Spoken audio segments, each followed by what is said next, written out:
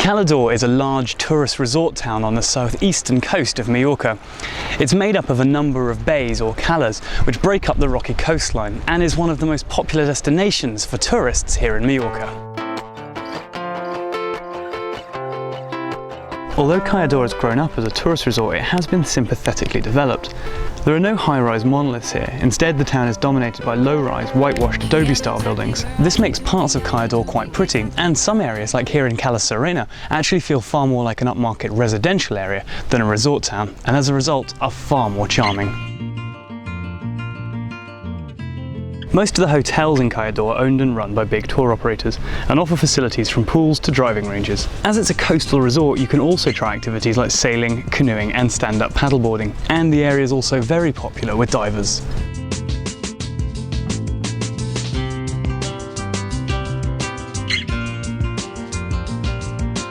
The centre of Cala D'Or has shops, bars and restaurants. Most of them are aimed at tourists. For a more upmarket dining and shopping experience, we'd recommend heading down to Cala D'Or Marina. The yachty crowd tend to demand better shops and restaurants than package holiday makers, and you'll find good examples of both down here at the marina.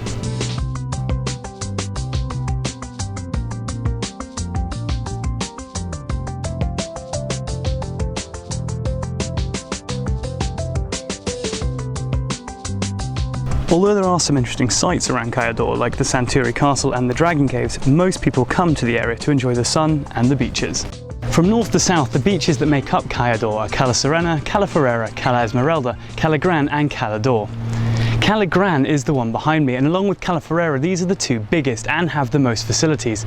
Despite being surrounded by hotels, these two are the ones with blue flag awards.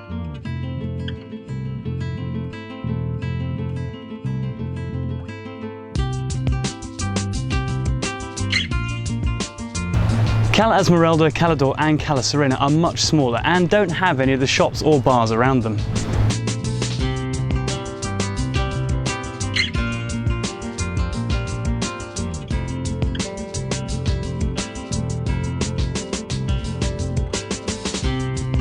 Although the main beaches that make up Cala D'Or are beautiful, in the busy months they can get very crowded, and in some cases it is worth travelling a little bit out of town to find a quieter stretch of water and sand. Just 3 kilometres north of Cala Serena is Cala Sanu.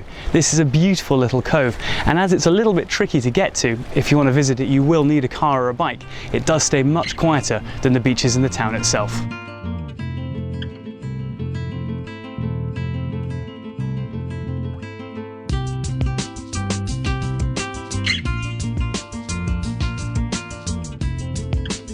Another great beach is in Mondrago Natural Park.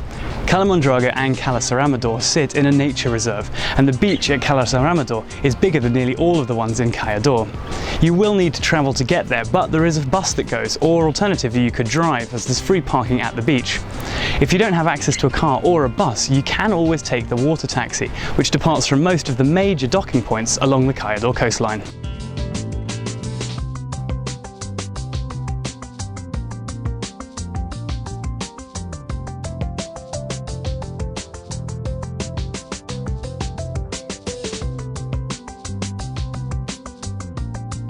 The weather here in Cala D'Or is a little more consistent than on the west coast, where the Tramontana mountain ranges can make the forecasts a little unpredictable.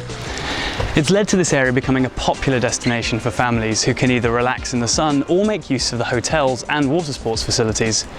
The water in the various kayas is beautiful, and although the small beaches can become very crowded in the peak months, if you can come outside of the busy school holidays, it is much quieter. If you do have to come during the busy season, try and rent a villa rather than staying in a hotel.